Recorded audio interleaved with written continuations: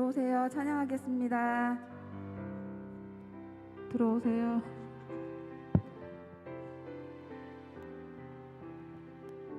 이 시간 하나님께 찬양 드리겠습니다. 내주 하나님 넓고 큰 은혜는 다 함께 찬송 드리겠습니다.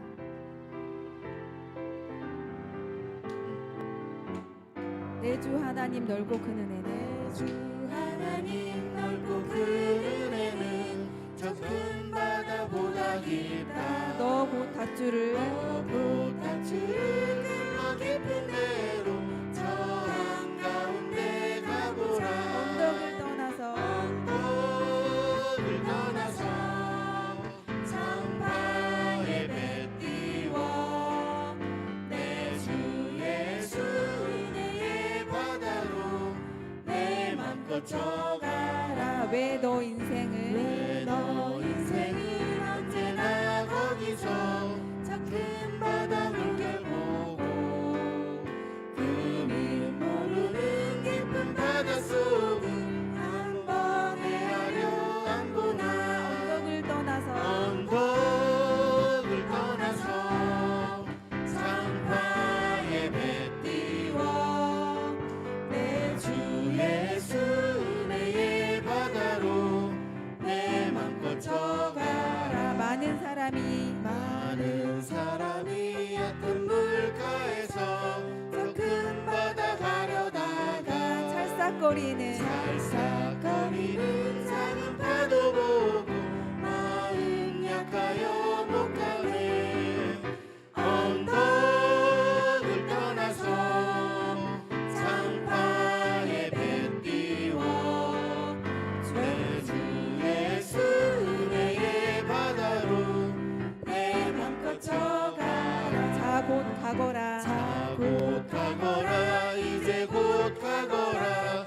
저 큰 은혜 바다 향해 자 곧 내노를 저 깊은 데로 가라. 망망한 바다로 언덕을 떠나서 언덕을 떠나서 상파에 배 띄워 내 주 예수 은혜의 바다로 내 맘껏 져가라. 내주 하나님 넓고 큰 주 하나님 넓고 큰 은혜는 저 큰 바다보다 깊다. 너 곧 닷줄을 끌어 깊은 데로 저 한가운데 가보라. 언덕을 떠나서 상파에 배 띄워 내 주 예수 은혜의 바다로 내 맘껏 져가라. 자 곧 가거라. 자 곧 가거라. 이제 곧 가거라. 저 큰 은혜 바다 향해 자 곧 내노를 저 깊은 데로 가라. 망망한 바다로 언덕을 떠나서 언덕을 떠나서 상파에 배 띄워 내 주 예수 은혜의 바다로 내 맘껏 져가라. 예수로 나의 구주 삼고 찬송 드리겠습니다.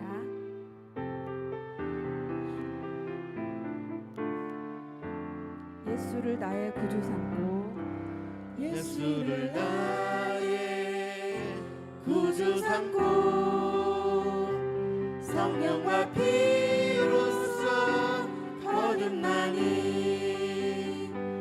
이 세상에서 내 영혼이 하늘의 영광 누리도다. 예수를 나의 구주 삼고 예수를 나의 구주 삼고 성령과 피로써 거듭나니 이 세상에서 내 영혼이 하늘의 영광 누리도다. 이것이 나의 간증이요 이것이 나의 간증이요 이것이 나의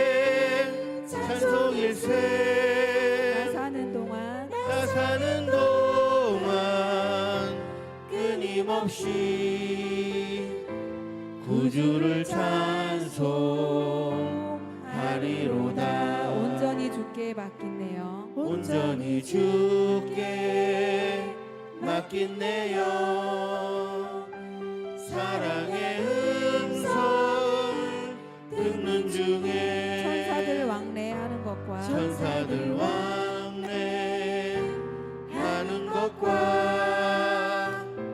하늘의 영광 보이로다. 이것이 나의 간증이요. 이것이 나의 간증이요. 이것이 나의 찬송일세. 나 사는 동안 끊임없이 구주를 찬송하리로다. 주 안의 기쁨 누림으로 주 안의 기쁨 누림으로 마음의 풍랑이 잔잔하니 세상과 나는 간 곳 없고 세상과 나는 간 곳 없고 구속한 주만 보이도다. 이것이 나의 간증이요. 이것이 나의 간증이요. 이것이 나의 찬송일세. 나 사는 동안 끊임없이 구주를 찬송하리로다. 예수를 나의 구주 삼고 예수를 나의 구주 삼고 성령과 피로써 거듭나니 이 세상에서 내 영혼이 하늘의 영광 누리도다. 하늘의 영광 누리도다. 이것이 나의 간증이요. 이것이 나의 간증이요. 이것이 나의 찬송일세. 나 사는 동안 끊임없이 구주를 찬송하리로다.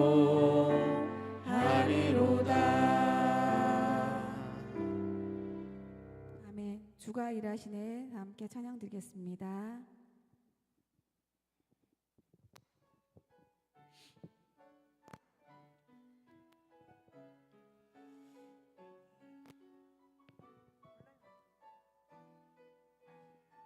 날이 저물어 갈 때 날이 저물어 갈 때 빈들에서 걸을 때 그때가 하나님의 때. 내 힘으로 안 될 때 내 힘으로 안 될 때 빈손으로 걸을 때 내가 고백해 여호와 이래. 날이 저물어 갈 때 날이 저물어 갈 때 빈들에서 걸을 때 그때가 하나님의 때. 내 힘으로 안 될 때 내 힘으로 안 될 때 빈손으로 걸을 때 내가 고백해 여호와 이래. 주가 일하시네. 주가 일하시네. 주가 일하시네. 주께 아끼지 않는 자에게 주가 일하시네. 주가 일하시네. 주가 일하시네. 신뢰하며 걷는 자에게 우리 모인 이곳에 주님 함께 계시네. 누리네 아버지 은혜. 적은 떡과 물고기 적은 떡과 물고기 내 모든 걸 드릴 때 모두 고백해 여호와 이래. 주가 일하시네. 주가 일하시네. 주가 일하시네. 주께 아끼지 않는 자에게 주가 일하시네. 주가 일하시네. 신뢰하며 걷는 자에게 날이 저물어 갈 때 날이 저물어 갈 때 빈들에서 걸을 때 그때가 하나님의 때 내 힘으로 안 될 때 내 힘으로 안 될 때 빈손으로 걸을 때 내가 고백해 여호와 이래. 주가 일하시네. 주가 일하시네. 주가 일하시네. 주께 아끼지 않는 자에게 주가 일하시네. 주가 일하시네. 신뢰하며 걷는 자에게 주님 큰 영광 받으소서. 주님 큰 영광 받으소서. 홀로 찬양 받으소서. 모든 이름 위에 모든 이름 위에 뛰어난 그 이름 온 땅과 하늘이 다 찬양해. 겸손하게 우리 무릎 꿇고 겸손하게 우리 무릎 꿇고 주 이름 앞에 주 이름 앞에 영광 돌리세. 모두 절하세. 모두 절하세. 독생자 예수 주님께 찬양 드리리. 모든 영광과 모든 영광과 존귀와 능력 받으소서. 받으소서. 영광과 존귀와 영광과 존귀와 능력 받으소서. 받으소서. 그리스도 살아계신 하나님. 주님 큰 영광 받으소서. 주님 큰 영광 받으소서. 홀로 찬양 받으소서. 홀로 찬양 받으소서. 모든 이름 위에 모든 이름 위에 뛰어난 그 이름 온 땅과 하늘이 다 찬양해. 겸손하게 우리 무릎 꿇고 겸손하게 우리 무릎 꿇고 주 이름 앞에 주 이름 앞에 영광 돌리세. 모두 절하세. 모두 절하세. 독생자 예수 주님께 찬양 드리리. 모든 영광과 존귀와 능력 모든 영광과 존귀와 능력 받으소서. 받으소서. 영광과 존귀와 영광과 존귀와 능력 받으소서. 받으소서.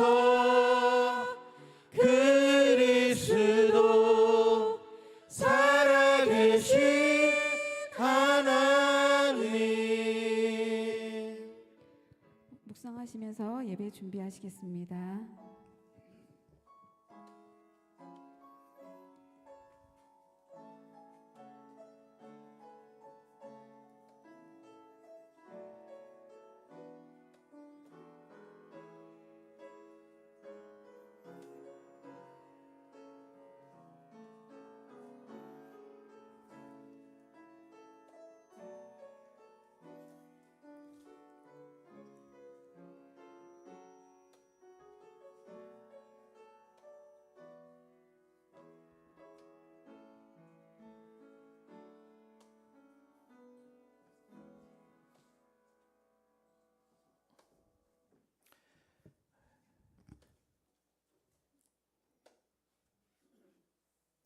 감사합니다. 우리에게 생명 주시고 오늘의 귀한 하루를 주신 하나님께 감사드리면서 5월 18일 주일 예배 하나님께 드리겠습니다. 다 같이 묵상으로 기도하겠습니다.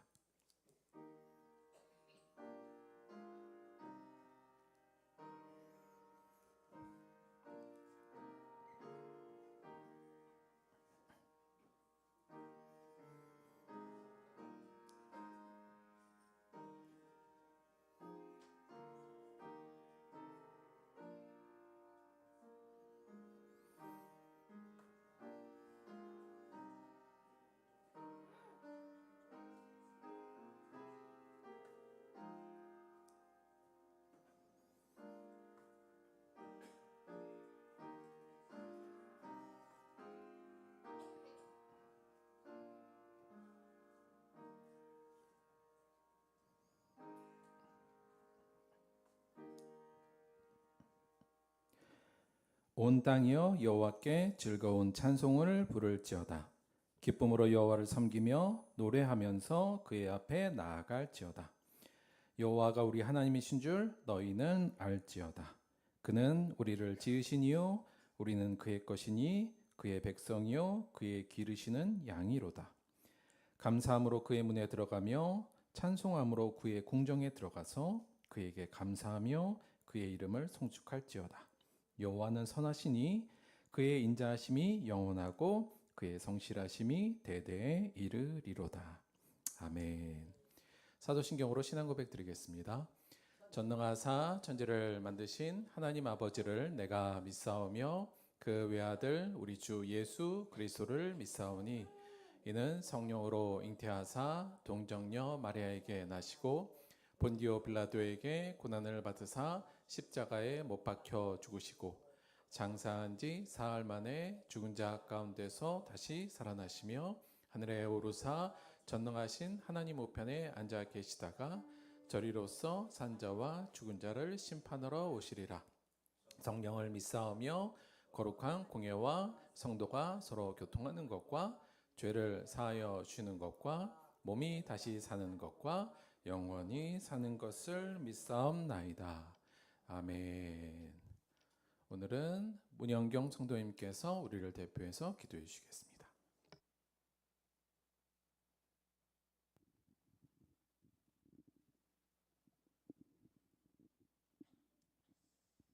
하나님 아버지 감사합니다. 아름다운 교회를 허락하시고 거룩한 주일 주님을 예배하게 하심을 감사합니다. 푸른 계절을 주시어 그 안에서 주의 섭리를 보게 하심도 감사하고 한 주간 우리 삶 가운데 늘 동행하여 주셨음도 감사합니다. 하나님, 우리가 주님 전에 가지고 나온 소망은 세상에서 높아지거나 성공하는 것이 아니라 오직 하나님의 뜻을 더욱 알고 주의 종으로 제자로 예수님의 길을 따라 걷는 것입니다. 허락하신 가정과 교회에서 그리고 만나게 하신 모든 관계 가운데서 희생을 주저하지 않고 예수님이 앞서 보여주신 것처럼 먼저 섬기고 사랑하는 자가 되게 하여 주옵소서. 온유하고 겸손하신 모습을 담기 원합니다. 성령 하나님, 우리의 생각과 말과 행동을 주장하여 주옵소서. 은혜와 자비의 하나님, 이 시간 고개 숙여 주님 앞에 나아갑니다. 정결하지 못한 마음 깨끗게 하여 주시고 모든 성도가 신령과 진정으로 예배드릴 수 있도록 모든 순간을 인도해 주옵소서. 강단에 세우신 목사님을 축복해 주시고 주님의 귀한 도구로 사용하여 주옵소서. 예배를 준비한 많은 손길들도 기억하여 주시고 주의 은혜를 사모하는 모든 성도들 삶이 변화되고 건강이 회복되고 각 사람 마음에 주의 나라가 임재하는 시간 되게 하여 주옵소서. 모든 말씀 살아계신 예수님 이름으로 기도드립니다. 아멘.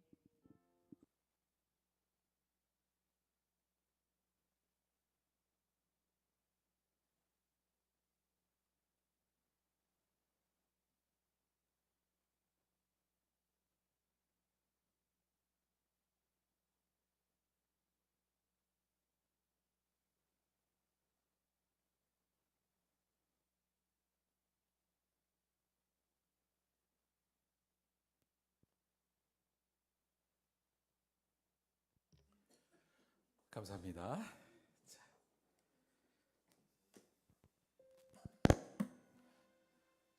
자, 오늘은 특송. 오늘은 이렇게 하기로 했었는데 오늘 효성이가 지금 못 와서 저희 3시에 하도록 할게요. 자, 오늘 특송 지금 나옵니다.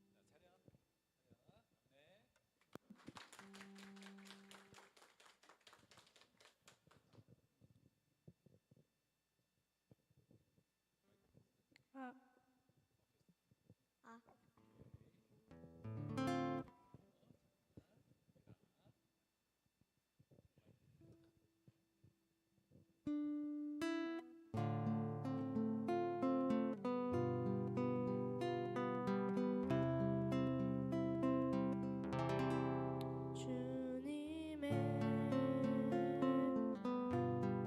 시간에 그의 뜻 이루어지리 기다려 하루하루 살 동안 주님 인도하시니 주 뜻 이룰 때까지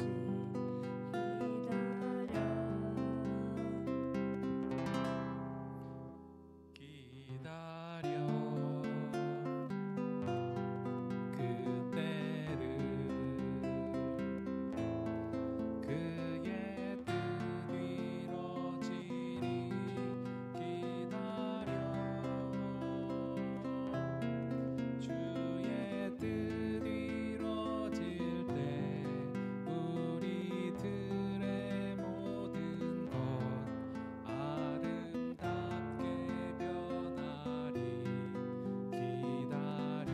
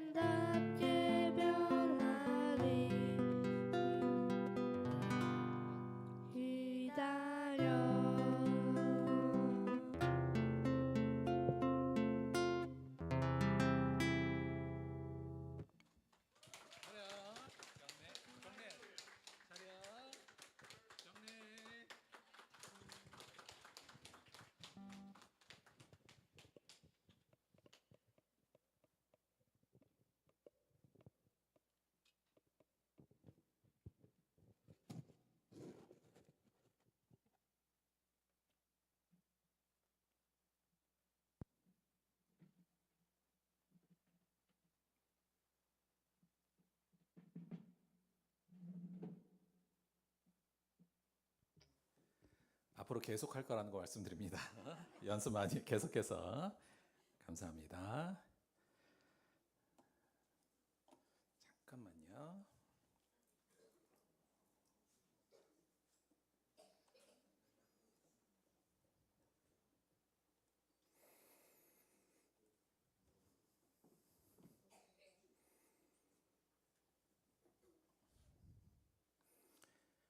자, 본문 말씀 보도록 하겠습니다. 오늘 본문은 신약성경 요한복음 7장 37절에서 39절까지입니다.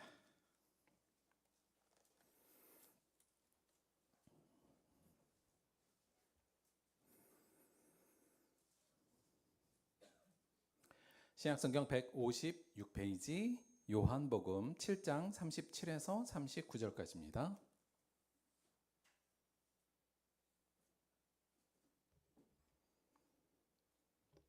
요한복음 7장 37절, 38절, 39절 세 절의 말씀 우리 합독으로 봉독하도록 하겠습니다. 시작.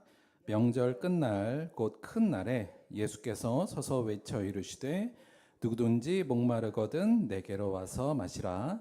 나를 믿는 자는 성경의 이름과 같이 그 배에서 생수의 강이 흘러나오리라 하시니 이는 그를 믿는 자들이 받을 성령을 가리켜 말씀하신 것이라. 예수께서 아직 영광을 받지 않으셨으므로 성령이 아직 그들에게 계시지 아니하시더라. 아멘. 오늘은 요한복음 7장 37절에서 39절의 말씀을 중심으로 해서 생수의 강 이런 제목으로 하나님의 말씀 함께 나오도록 하겠습니다. 오랜만에 숨은 그림 찾기 한번 하겠습니다. 숨은 그림 찾기. 숨은 그림 빨리 찾으시는 분에게 상품 드려요. 자, 오늘 숨어있는 그림은 5개 있어요.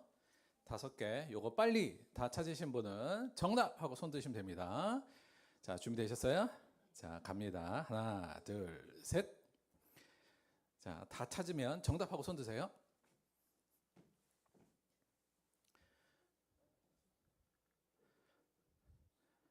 여기 병 매직펜 왜 매직인데 왜 병처럼 아니, 그러니까 5개를 다 찾고 정답을 하시라고 말씀을 드렸어요. 5개를 다 찾으면 제이? 벌써? 안 보여? 앞으로 오세요. 얼른 앞으로 와. 지금 왜 뒤로? 야, 앞이 그래서 명당이야. 앞이. 자, 병, 매직펜, 장독, 사람 발바닥, 망치, 8분음표 5개를 빨리 찾으시면 됩니다. 자, 8분음표가 어떻게 생긴지 안다고요? 자, 앞으로 나와서 보세요, 애들. 자, 앞으로 나와서 빨리 봐야 돼요. 주구장장, 저구장장, 저구장장. 자, 뭐 협력해도 괜찮아요. 자, 5개 다 찾아보세요, 빨리. 여기까지 나왔어?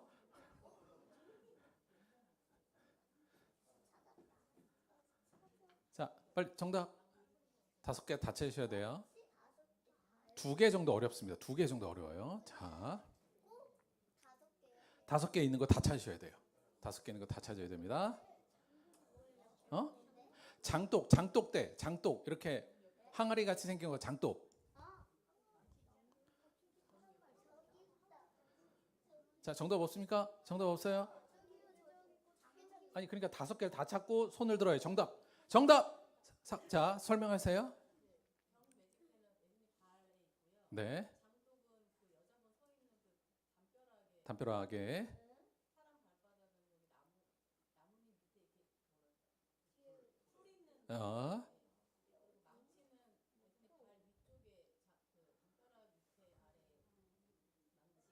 마지막 8분표는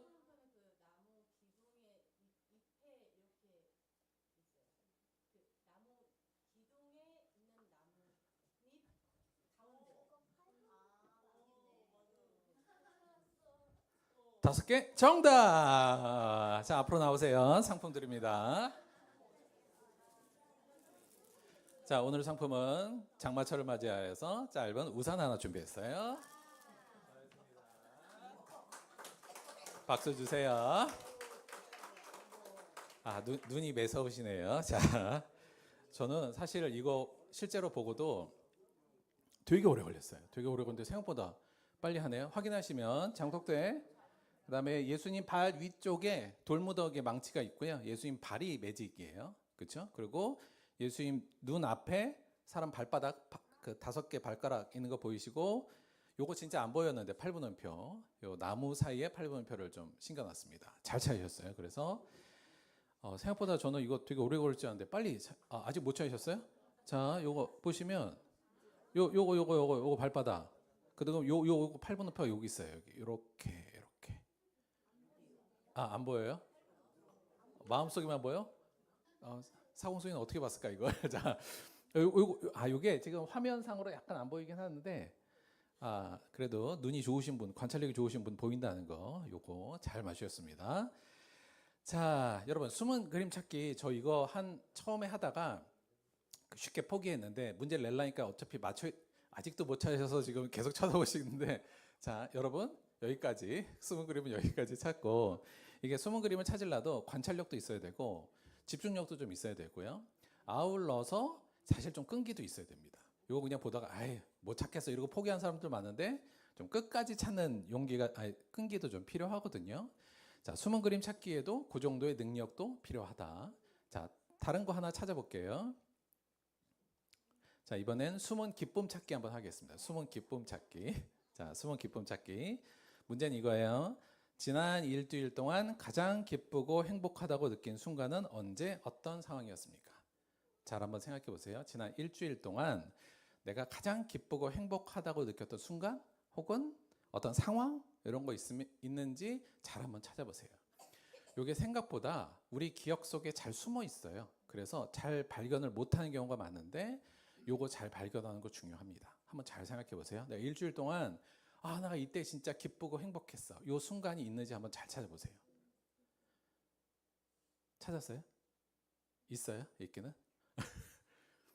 눈에 확 띄는 거 있습니까? 혹시 머리에 잘 확 안 떠오르죠? 왜 그러냐면 숨어 있기 때문에 그렇거든요. 자, 그럼 조금 좁혀서 한번 해볼게요. 오늘 기쁘고 행복하다고 느낀 순간이 있었습니까? 오늘 있어요? 잘 생각이 안 날 수도 있어요. 왜 그렇다고요? 숨어 있어서 혹은 우리가 발견을 못해서 그럴 수 있습니다. 그런데 그러면 이 숨은 기쁨 찾기가 우리한테 되려면 무슨 능력이 필요하냐? 사실 이것도 여러 가지가 필요한데요. 관찰력도 필요하고 여러 가지가 필요한데 또 다른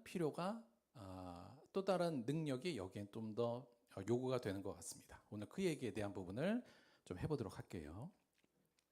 지난주에 우리가 어떤 말씀을 드렸냐면 우리의 삶의 페이지를 가득 채워야 될 신앙적 주제가 뭐냐? 서로 사랑하라 이거란 말씀을 드렸어요.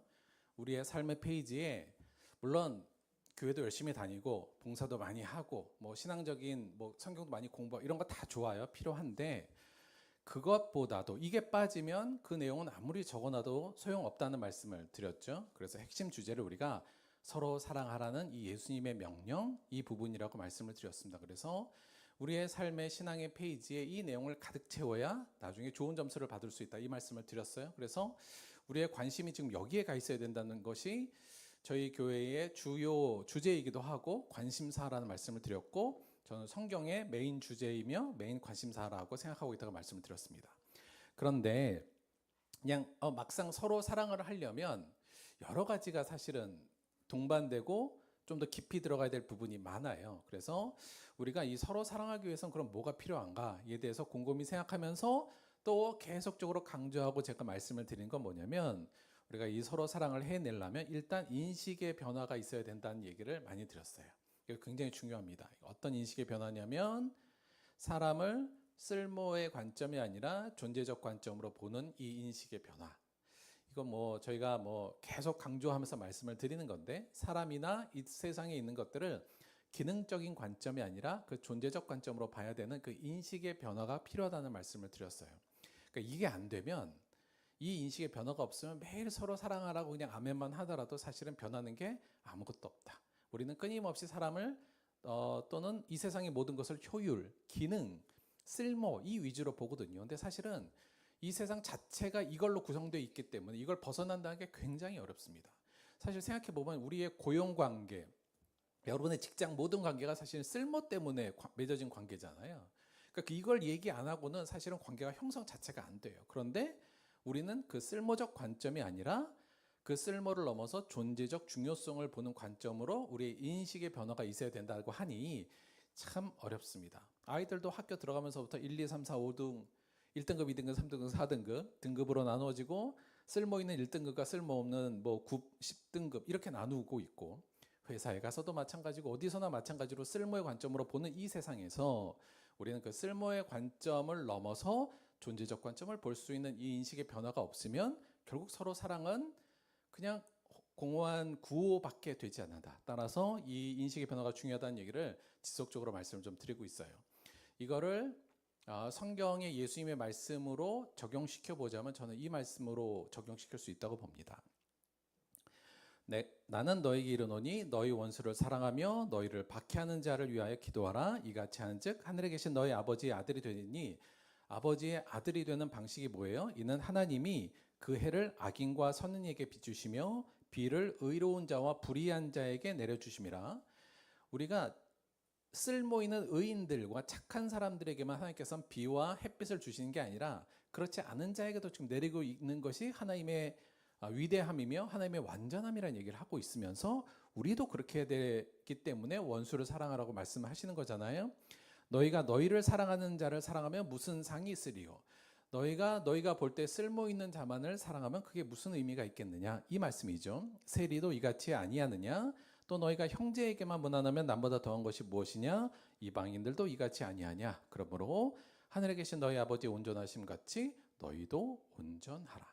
따라서 우리가 이거는 지속적으로 저희가 싸워야 될 내용입니다. 그러니까 세상을 바라보고 사람을 특히나 바라보고 할 때 이 사람의 기능, 쓸모가 아니라 존재적 관점으로 귀함으로 바라볼 수 있는 것을 끊임없이 우리가 노력해야 된다는 말씀을 다시 한번 강조드려요. 자, 이거와 함께 서로 사랑하기 위해서 우리가 계속적으로 또 강조한 게 하나 있습니다. 오늘 그 얘기가 중점인데요. 사실은 이 인식의 변화도 이게 있어야만 가능하다고 저는 보고 있어요. 무엇이냐면 즉 우리의 쓸모의 관점이 아니라 존재적 관점으로 바라보는 이 인식의 변화를 위해서 또 뭐가 필요하냐면 내면의 변화가 좀 필요합니다. 내면의 변화 이렇게 표현했어요. 이걸 통해서 인식의 변화도 가능하고 이게 있어야만 또 서로 사랑도 가능하다는 의미입니다. 어떠한 내면의 변화냐면 우리 내면이 갈증으로 가득한 상태가 아니라 만족으로 가득한 상태가 되어야만 돼요. 그래야만 서로 사랑도 가능하고 인식의 변화도 가능합니다. 무슨 얘기냐면 내 마음이 만족과 기쁨으로 가득 차야 사람을 쓸모로 안 봐요. 그리고 존재적으로 볼 수가 있다는 얘기입니다. 근데 내 마음이 막 갈증과 막 욕망으로 가득 차 있고 뭔가 부족해서 뭔가 막 이러면 사람을 뭘로 보게 돼 있어요? 당연히 내 주위 사람을 쓸모로 봅니다. 그러니까 내가 부족하니까 사람을 통해서 그걸 채워야 되잖아요. 그래서 늘 사람을 쓸모로 볼 수밖에 없어요. 내 안에 갈증이 심하면. 따라서 우리의 내면이 갈증으로 가득 차 있는 상태에서는 아무리 노력해도 쓸모적으로 모든 것이 보일 수밖에 없다. 더 나아가서 사랑한다는 건 기본적으로 희생하는 건데 희생이 되려면 내 마음속에 갈증이 막 있는 상태에서는 희생이 물론 뭐 어느 순간은 될 수 있습니다만 이벤트적으로밖에 안 되지 삶의 태도로서 바뀌진 않습니다. 그런데 우리 안이 만족으로 가득 차면 만족으로 가득 찰 때는 충분히 그 만족을 기반으로 희생할 수도 있고 인식의 변화도 가능할 수 있다. 그래서 사실은 이 서로 사랑하라라는 하나님의 이 세 계명 성경의 가장 메인 주제를 하기 위해서 우리가 노력할 것은 조금 더 기본적으로 더 노력할 것은 인식의 변화와 이 내면의 변화라고 할 수 있습니다. 그 중에서도 더 시급하고 기초적인 건 뭘까요? 내면의 변화. 즉 우리 안에 육적이고 인간적인 갈등의 상태를 벗어나서 만족의 상태로 나아가야 한다는 얘기죠. 우리가 지지난번에 폭삭 소가수다 드라마 보면서 이 드라마의 주인공 양관식 이 아버지가 딸에게 뭐라 그랬다고요? 아니다 싶으면 빠꾸 아빠한테 냅다 뛰어와. 아빠 거기 있어. 네가 어떠한 상황에 있어서 그 상황에서 네가 실패하든 성공하든 아무 상관없어. 실패하더라도 부끄러워하지 말고 아빠한테 와. 그러면 아빠가 지지해 줄게. 결국 양관식이 자기 자녀를 일반적으로 우리는 되게 쓸모의 관점으로 바라볼 수밖에 없거든요. 야, 네가 잘 돼서 나한테 영광을 줘야 돼. 이거예요. 근데 그게 아니라 야, 너 어떻게 되든 상관없어. 네가 어떻게 되든 나는 너를 지원해라는 자식의 이 쓸모적 관점이 아니라 존재적 관점으로 봤다는 말씀을 드렸잖아요. 그런데 이 드라마에서 그러면 이 작가는 이 양관식이 대체 무슨 능력이 있어서 남들과는 다른 이런 능력을 갖게 됐는가? 즉 쓸모적 관점이 아니라 자녀를 정말 존재적으로 기쁘고 아름답게 바라보는가를 작가도 당연히 고민을 했을 것 같은데 물론 이게 작가의 생각이 있는지 없는지 정확히 모르겠습니다만 저는 이 양관식이 이 아버지가 이렇게 될 수 있었던 건 그 안에 만족함이 있었기 때문이라고 생각해요. 양관식의 대사 중에 어떤 대사가 있었냐면 아빠는 네가 태어나서부터 천국을 살았어. 자기 딸한테 하는 얘기예요. 그러니까 아빠는 왜 이렇게 맨날 우리한테 희생을 하고 우리 때문에 이렇게 힘들게 사는 거 막 이런 얘기를 하니까 양관식이 뭐라고 하냐면 아빠는 네가 태어날 때부터 천국을 살았어. 이렇게 얘기해 주는 대사가 하나 있고요. 마지막에 이 양관식 이 사람이 이제 그 병에 걸려서 이제 죽습니다. 그런데 마지막 순간에 자기 아내하고 이제 이렇게 대면하면서 이제 유언 비슷한 말을 해요. 그래서 이제 마지막이 얼마 남지 않은 걸 알고 서로 이제 같이 누워서 하는 대사가 중에 이렇게 있어요. 뭐냐면 너무 울지 마. 그럼 나 너울 못 가. 내가 막판에 보고 가고 싶은 것은 당신 웃는 거. 당신 웃는 통에 내가 한평생 얼마나 신이 났는데라고 하는 장면이 있어요. 물론 이제 드라마를 보면 이 애순이하고 이 관식이의 사랑이 굉장히 깊고 평생의 우정이 되게 좋잖아요. 이게 사실 이 드라마 상에서 이 양관식은 정말 힘들고 어렵게 산 사람, 단 한 번도 새벽잠을 자지 않고 일어나서 가족들을 위해서 노력한 사람, 많은 재해도 당하고 수많은 삶의 우여곡절이 있었지만 양관식은 근본적으로 삶에 대한 긍정함과 삶에 대한 만족이 있음을 좀 보여줘요. 그러니까 자식하고 사는 것 자체가 천국을 살았고 아내하고 살 때 늘 신이 나고 기뻤다는 고백이 있잖아요. 물론 삶이 전체적으로 그럴 수는 없지만 근본적으로 양관식의 삶이 세상으로 볼 때 그렇게 뛰어나고 성공한 삶은 아니었지만 양관식의 삶은 만족으로 가득 차 있었다. 그러면 이게 좀 이해가 돼요. 그가 자신의 자녀를 쓸모의 관점으로 안 보고 존재적으로 바라보면서 언제든지 든든히 지원해 줄 수 있는 건 그의 삶에 대한 긍정성, 그의 삶에 대한 만족감이 가득 차 있었기 때문이죠. 사실 그래서 우리가 누구를 사랑하려도 그리고 우리의 관점을 쓸모에서 존재적 관점으로 바꾸려도 이 만족감이 안에 있어야 됩니다. 내 안에 만족감. 우리가 양관식처럼 나 매일 천국을 살고 있어. 그리고 한평생 내가 정말 신나게 살고 있어. 이러한 감정이 내 안에 있어야 쓸모적 관점을 넘어설 수 있고 진정한 서로 사랑의 길로 나아갈 수 있는 거죠. 근데 그건 드라마니까 그렇지. 이게 어떻게 가능한가? 우리의 삶이 그야말로 어찌 보면 고통이고 어찌 보면 고난의 길이 사실은 인생의 길인데 그 길에서 어떻게 우리가 늘 만족하면서 살 수 있어? 이런 의문을 가질 수 있고 뭐 그렇게 생각하는 것이 당연하다는 생각이 듭니다. 그런데 성경은 이미 우리는 모든 이 만족을 가질 수 있는 자격과 여건이 된다는 이야기를 해주고 있어요.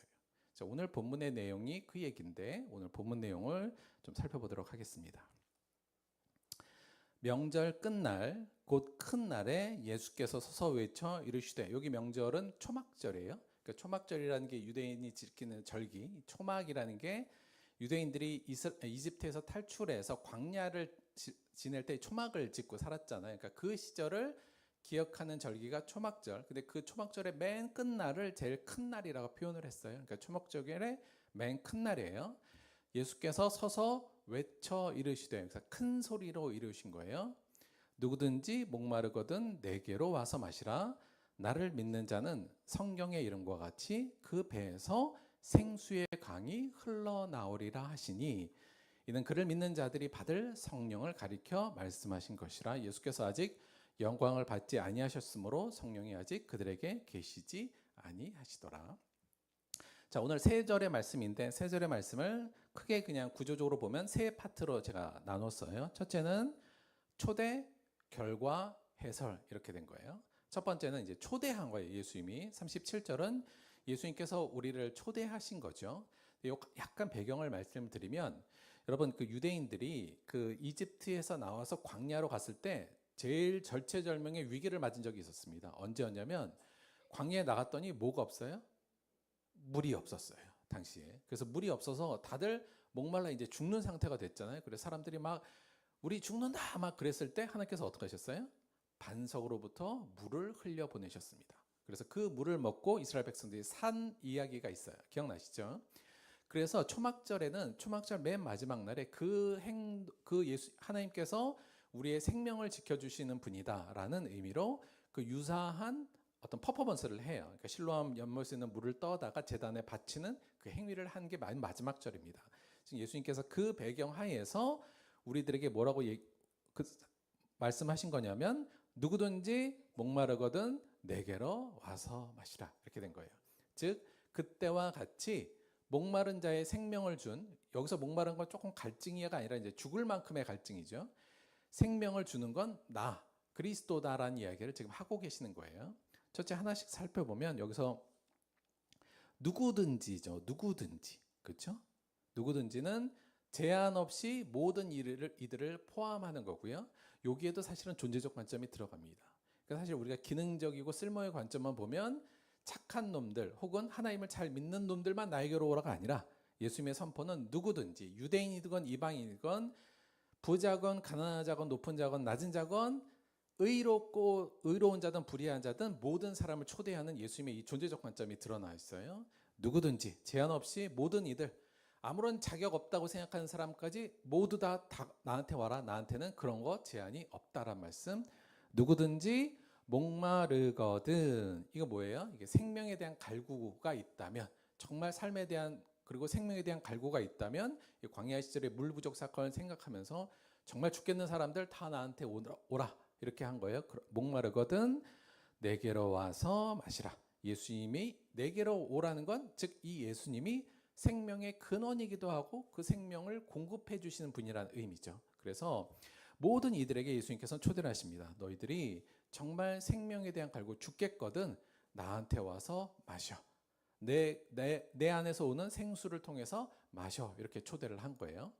정말 성경에 나오는 가장 위대한 초대의 말씀 중에 하나입니다. 누구든지 목마르거든 내게로 와서 마시라. 예수께서 이렇게 말씀하셨어요.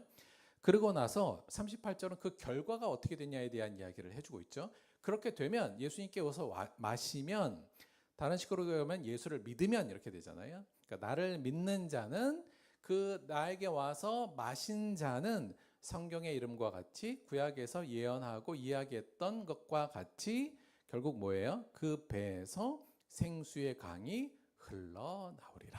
이렇게 약속하셨어요. 즉 우리가 예수를 믿고 예수를 따라서 그 안에 거하면 우리 안에 생수의 강이 우리의 배에서 흘러나온다라고 그 결과에 대해서 말씀하신 거고 다른 식으로 하면 약속하신 거죠. 즉 예수님께 오면 우리의 갈증을 해결하시고 우리가 생명이 회복되고 근데 여기서 이미지가 뭐냐면 내가 예수님이 주신 물을 마셔요. 그걸 마셔서 내 안에 갈증이 해소되고 죽을 것 같은 나의 생명이 회복되는 생명이 회복된과 동시에 지금 이 이미지는 뭐냐면 그걸로 끝난 게 아니라 그게 넘쳐서 지금 흘러서 강으로 흘러가서 결국 내 주위의 사람들에게도 생명을 회복시키는 이 장면과 이미지를 연상시키시잖아요. 그러니까 우리가 예수를 믿으면 예수 안에 가면 우리 안에 그 배에서 생수의 강이 콸콸콸 흘러서 나를 다 적셔서 나를 만족시키고 그것이 흘러 내려가서 내 주위에 있는 모든 사람들도 갈증을 해소시키는 일이 벌어진다라는 게 예수님이 약속하신 결과의 내용입니다. 자, 그런데 이게 대체 무슨 말이야? 대체 뭐가 흘러간다는 거야? 라고 생각하는 궁금증이 생기니까 오늘 요한복음서의 기자 요한이 39절에서 그걸 해설해 주고 있어요. 그렇죠? 뭐라고 했냐면 이는 그를 믿는 자들이 받을 성령을 가리켜 말씀하신 것이라. 이렇게 해설해 준 겁니다. 그러니까 이 생수가 지금 성령을 의미한다라는 것을 아주 그냥 친절하게 지금 저희들에게 알려주고 있는 거죠. 그래서 해설의 내용은 뭐냐면 결국 예수를 믿는 자들은 예수님으로부터 성령을 받게 돼요. 그리고 그 성령을 받아서 내면의 충만함을 누립니다. 그 성령이 우리 오늘 오시면 우리 안에 새로운 생명이 회복되고 우리 안에 성령이 주시는 이 생명의 충만함으로 충만해져서 그 충만함이 넘쳐서 주위에 있는 또한 생명을 회복시키는 자, 더 나아가면 사랑할 수 있는 자가 되게 만들어준다. 이 내용인 거죠. 즉 오늘 예수님의 말씀에 의하면 우리가 예수 안에 있으면 갈증을 느끼면 안 되는 거예요. 그러니까 예수를 믿었다면 우리 안에 뭐가 있어야 돼요? 생수의 강이 지금 막 흘러나가서 내 안에 만족함이 있고 그 만족함이 내 주위 사람들의 생명도 회복해주는 역사가 일어나야 되는 거죠. 오늘 예수님의 이 예언과 약속의 말씀에 의하면 문제는 이겁니다. 우리 안에 왜 지금 생수의 강이 안 흘러가고 있는가? 이 부분이죠. 이 부분을 저희가 고민하면서 근데 이 부분도 조금 아주 상징적인 내용이잖아요. 그러니까 생수의 강도 사실 상징적인 내용이라 이 요한 사도 요한이 이게 성령이라고 얘기했지만 사실 성령도 일종의 우리에게는 현실에는 와닿지 않는 이야기잖아요. 그러니까 뭔가 잡히는 이야기는 아닌 거죠. 그러니까 이것도 저희가 조금 더 구체화할 필요가 있다는 생각이 들어요. 즉, 그 배에서 생수의 강이 흘러나오리라. 오늘 해설에 의하면 그 배에서 성령의 강이 흘러나와야 되는 건데, 그럼 우리가 예수를 믿으면 갑자기 성령이 막 흘러나오고 이 좀 이상하잖아요. 그러니까 이걸 어떻게 우리가 이 상징을 풀어서 우리의 삶에 현실적으로 적용할 수 있는 구체적인 내용으로 만들어낼 수 있는가를 고민하면, 여러분 성령이 우리 안에 탁 처음에 들어오면 성령님이 하시는 일이 많지만 가장 무엇부터 우리에게 변화가 일어나냐면, 성령이 우리 안에 충만하게 되면 우리 안에 기쁨과 감사가 일단 충만하게 됩니다. 이게 첫 번째 성령이 주시는 역할이에요.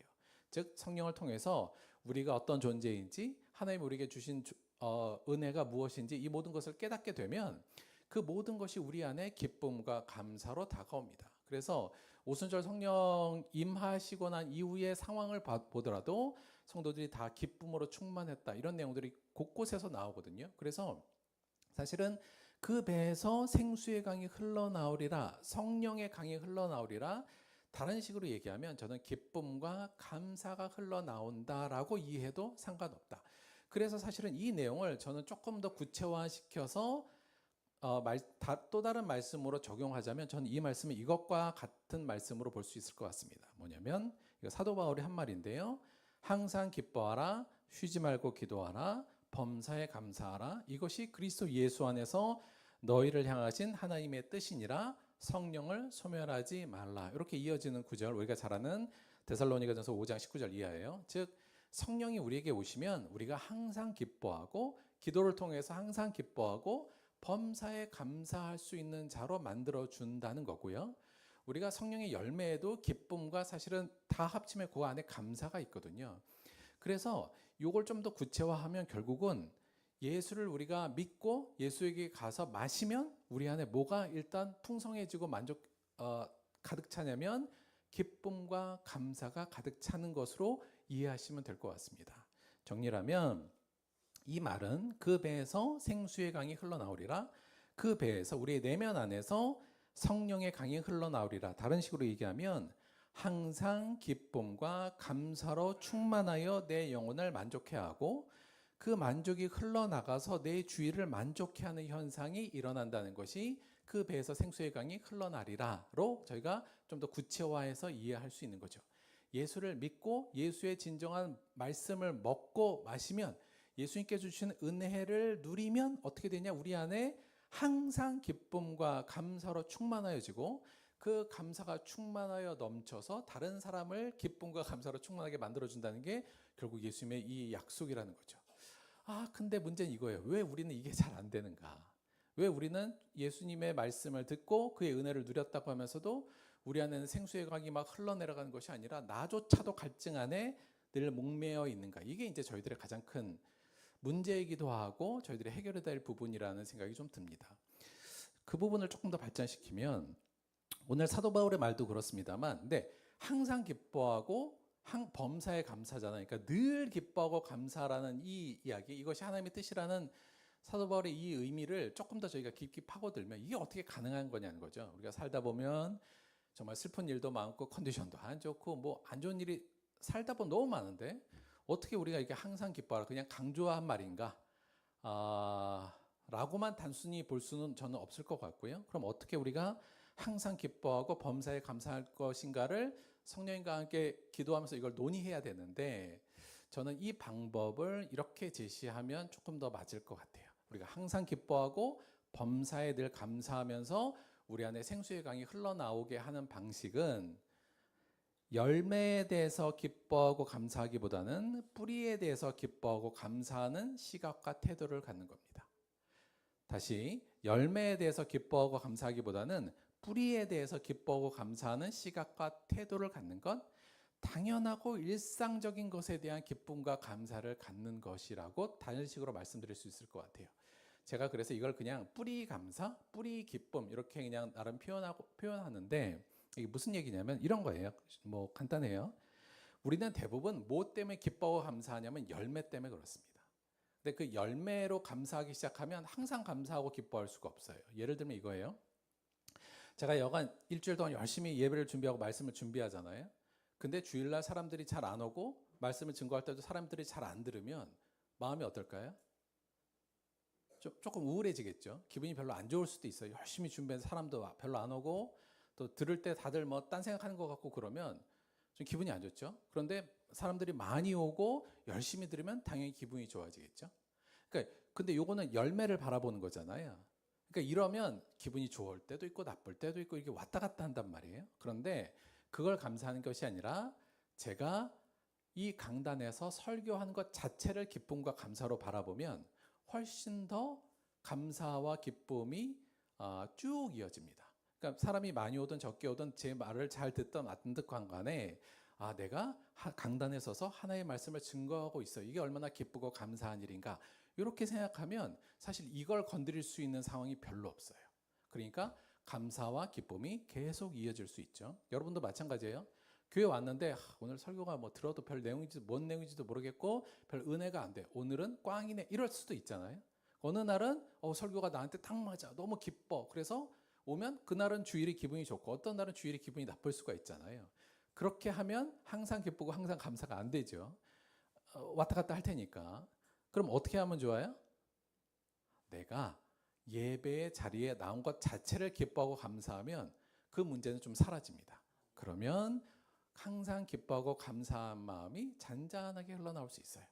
자, 요걸 뿌리 감사. 그러니까 열매가 아니라 근원적인 부분에 대한 감사로 감사하기 시작하면 항상 기뻐하고 항상 감사하는 게 일정 부분 가능해질 수도 있다. 그래서 저는 우리가 이 관찰력과 이 태도로 이 시각을 갖는 게 중요하다. 그러니까 이걸 다른 식으로 얘기하면 너무나도 당연하고 일상적인 것에 대해서 기쁨과 감사를 회복하는 거예요. 저도 매일 제가 매일 하나님 저를 이렇게 여간 제가 하나님의 말씀을 듣고 강단에 서 있는 게 너무 감사합니다. 이랬다가도 어느 순간 이걸 잊어버리고 이게 숨어버려요. 그리고는 오늘 또 사람이 안 왔네, 사람들이 잘 안 듣네, 뭐 이런 것들로 인해서 제 감정이 힘들어질 때가 생길 수 있잖아요. 근데 이것만 회복되면 내가 여기 서 있는 게 얼마나 감사한 일인가만 생각하면 사실은 그 모든 게 사라지고 감사로 쭉 이어질 수 있습니다. 이게 뿌리 감사.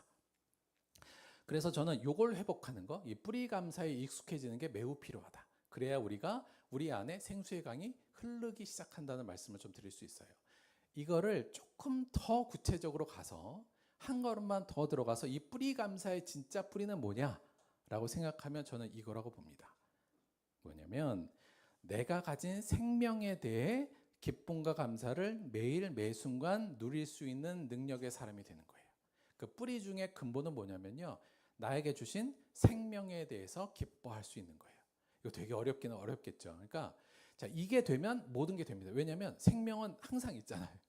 그러니까 범사와 늘 있는 게 생명이기 때문에 내가 생명이 있다는 거에 대해서 내가 기쁘고 감사할 수 있는 마음이 생기고 그 시각이 생기면 항상 기뻐하고 쉬지 말고 기도가 가능하고 범사의 감사가 가능할 거란 생각입니다. 근데 이게 쉽지 않아요. 왜냐하면 생명은 나에게 늘 있잖아요. 그러니까 내 코에서 숨이 들락날락 하는 게 너무 당연하고 일상적인 거라 이게 감사하다는 걸 잘 모르는데 여기에서부터 감사하기 시작하면 삶이 바뀌기 시작합니다.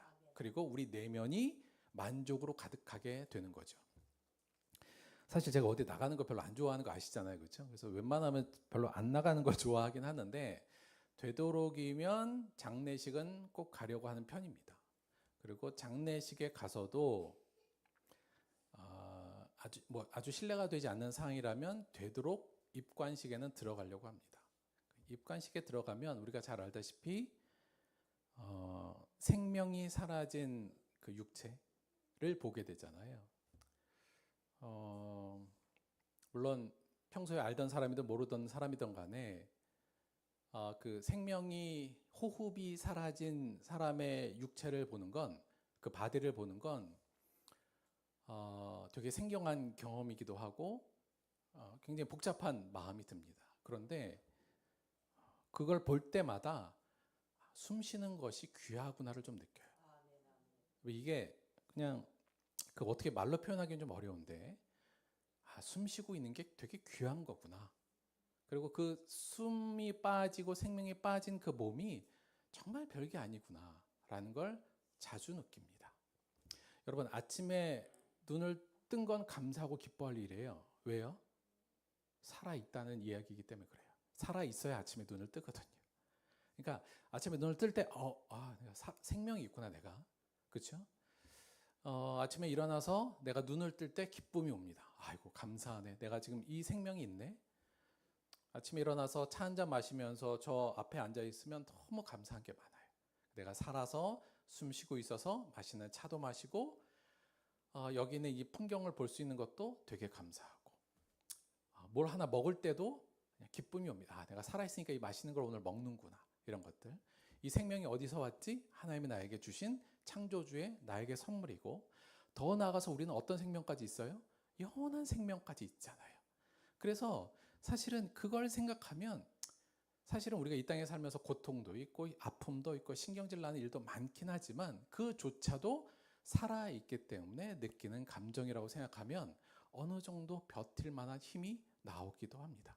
그래서 근본적으로 하나님이 나에게 창조주가 나에게 주신 이 생명 그리고 우린 더 나아가서 그 육체적 죽음을 넘어서는 영생을 주신 것을 생각하면서 그것이 주는 기쁨과 감사를 누리는 것 이게 진정한 그리스도인의 능력이고 그리스도인과 비그리스도인들이 가지는 신앙의 저는 구별점 중에 가장 중요한 거라고 봐요.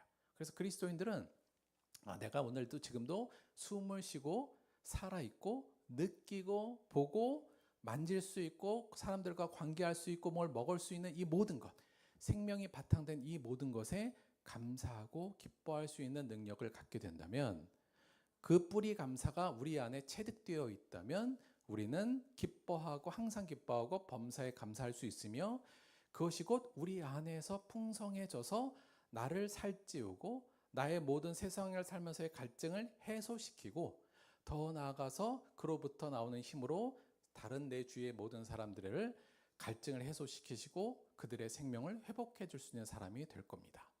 따라서 생명에 대한 이 기쁨과 감사, 하나님이 우리에게 주신 이 생명에 대한 기쁨과 감사를 기억하고 찾아내고 누릴 수 있는 여러분이 되기를 바랍니다.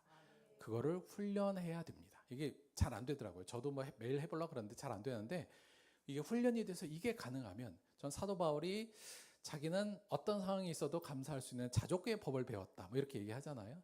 비슷하지 않았을까 싶습니다. 정리할게요. 생수의 강. 첫째, 누구든지 목마르거든 내게로 와서 마시라. 나를 믿는 자는 성경 이름과 같이 그 배에서 생수의 강이 흘러나오리라는 이 말씀은 우리를 향한 예수님의 초대와 약속이라는 거 기억하십시오. 여러분 많이 목마르면 예수께 오면 돼요. 그리고 내가 예수께 와서 마셨다면 나는 그 배에서 생수의 강이 흘러나와야만 한다는 사실도 꼭 기억하셔야 됩니다. 만약에 아니라면 내가 지금 뭔가 잘못되고 있다고 생각하셔야 돼요. 두 번째, 따라서 믿는 우리는 성령으로 충만하고 성령이 이끄시는 매일의 기쁨과 감사로 채워지고 넘쳐 흘려보내는 자가 되어야 한다. 이걸 아예 목표로 잡고, 이거 예수님께서 약속하신 건데 아니면 이상하잖아요. 따라서 이걸 목표로 삼아서 성령이 이끄셔서 매일매일의 삶이 나에게 기쁨과 감사로 채워질 수 있도록 노력하고 그 충만함을 흘려보내는 자가 되어야겠다는 이 그리스도인의 정체성을 꼭 기억하시고요. 세 번째, 이를 위해서 주께서 주신 현재의 생명에 대해 기쁨과 감사를 매일의 삶 속에서 숨겨놓지 말고 숨겨 있는 상태로 두지 말고 적극적으로 찾아서 마음껏 누려야 된다. 말씀드렸지만 이게 숨어 있어요. 그래서 그냥 우리가 언뜻 보면 이거 잘 발견이 안 되고 우리 안에 있는 어렵고 힘든 것만 자꾸 보입니다. 그런데 우리가 성령이 주시는 마음과 시각을 가지고 잘 살펴보면 우리 안에 내가 지금 매일 누려야 할 기쁨과 감사가 사실은 넘쳐나요. 나에게 생명 있는 것 자체가 기쁨과 감사니 그 부분을 숨겨 있는 채로 놔두시지 말고 늘 매일 적극적으로 성령님과 함께 발견하고 그것을 기쁨과 감사를 매일 누리는 것, 그것이 우리의 권리이자 의무일 수 있다는 것을 기억하시고 매일 그것을 훈련하는 여러분이 되기를 바랍니다. 네 번째, 그럴 때 비로소 우리는 쓸모가 아닌 존재적 관점을 가지게 될 것이며 서로 사랑하라는 예수님의 길을 비로소 살아낼 수 있을 겁니다. 이것부터 하셔야 돼요. 그러니까 물론 우리 상태의 기쁨과 감사와 만족이 충만하지 않아도 뭐 이벤트성으로는 서로 사랑을 좀 할 수는 있습니다만, 말씀드렸습니다만 이 우리 안이 만족함이 없이는 이거 그냥 이벤트로 끝나요. 우리의 삶의 태도로 바뀌지 않습니다. 그러니까 매일 그냥 그 모습 그대로 갈 거거든요. 그래서 서로 사랑하라. 이게 하나님이 우리가 채워야 될 가장 중요한 하나님의 우리에게 주신 사명이지만 그 전에 우리 마음부터 채워야 된다. 내 내면의 변화부터 신경 쓰시고 훈련하셔서 내 마음을 하나님이 주신 기쁨과 감사로 가득 채우는 것. 그 중에서 나에게 생명을 주신 거에 대해서 묵상하시면서 그에 대해서 기쁨과 감사를 누리려고 노력하신 여러분이 되기를 바랍니다. 무슨 방법이 있을까? 사실은 저도 잘 모르겠어요. 그러니까 제 기본적인 방식은 되도록이면 입관하는데 자주 가려고 합니다. 그러면 느낌이 완전히 달라지니까 나름의 삶 속에서도 이걸 약간 루틴화 시켜서요. 아침에 일어날 때도 그런 거, 내가 눈 뜨면 내가 살아있구나. 참 감사하다. 이런 식으로 훈련하려고 노력하거든요. 여러분도 그 노력을 좀 같이 해내 주시기를 바랍니다. 마지막으로 사실 이 내용을 제가 볼 때는 거의 같은 개념인데요. 이혜인 시인의 작은 기쁨이라는 시로 마무리하도록 하겠습니다. 제가 잠깐 낭독해 볼게요. 작은 기쁨 이혜인.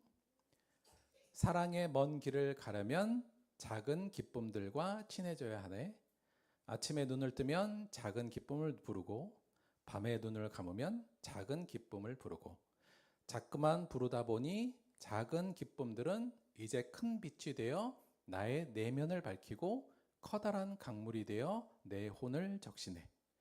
내 일생 동안 작은 기쁨이 지어준 비단 옷을 차려입고 어디든지 가고 싶어. 누구라도 만나고 싶어.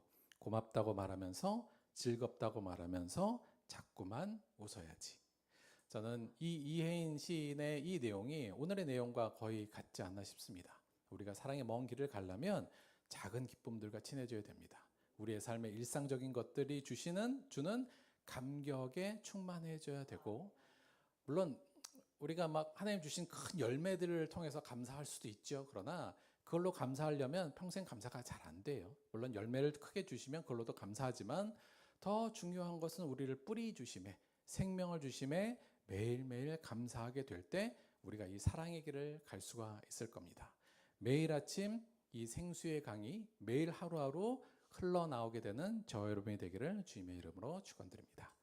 말씀 생각하시면서 함께 잠시 기도하도록 하겠습니다.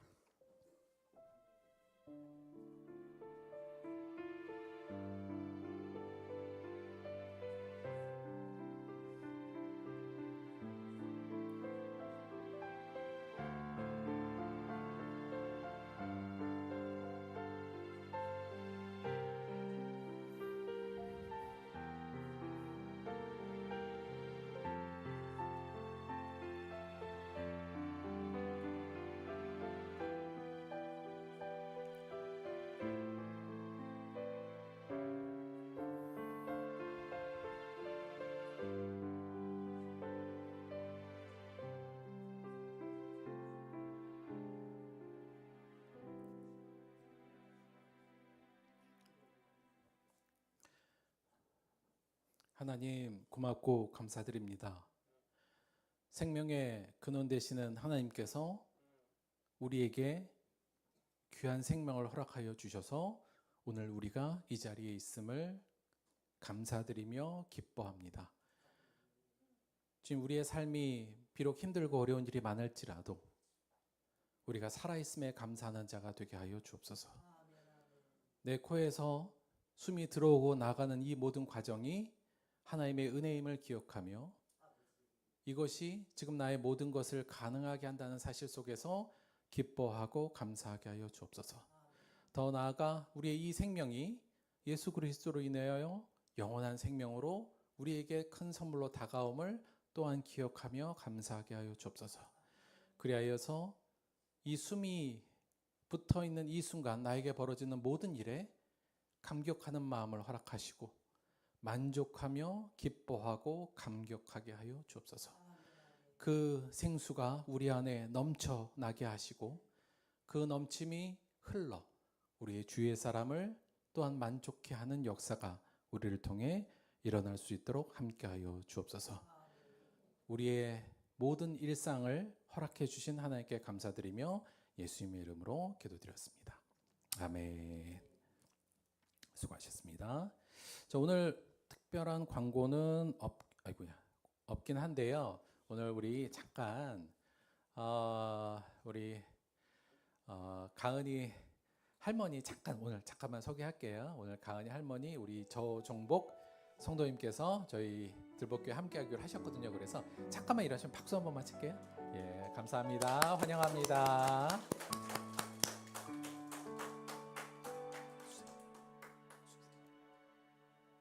감사합니다. 앞으로 한 가족으로 또 좋은 시간들 함께하기를 바랍니다. 헌금을 위해서 기도하고 주기도문함으로 예배 마치도록 하겠습니다.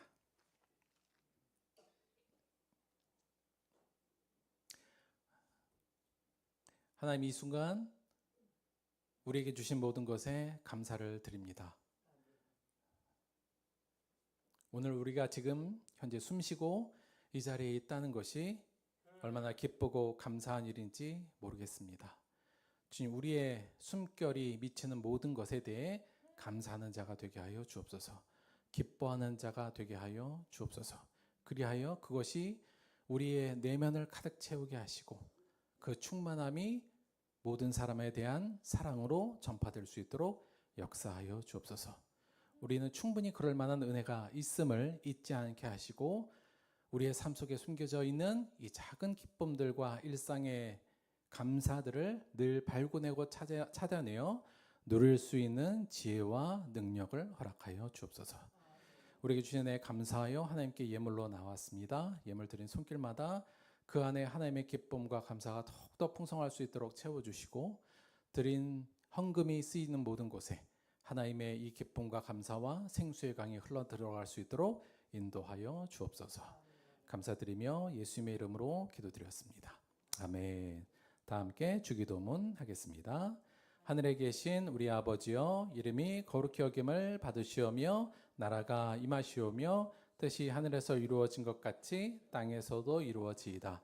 오늘 우리에게 일용할 양식을 주시옵고 우리가 우리에게 죄 지은 자를 사하여 준 것 같이 우리 죄를 사하여 주시옵고 우리를 시험에 들게 하지 마시옵고 다만 악에서 구하시옵소서. 나라와 권세와 영광이 아버지께 영원히 있사옵나이다. 아멘.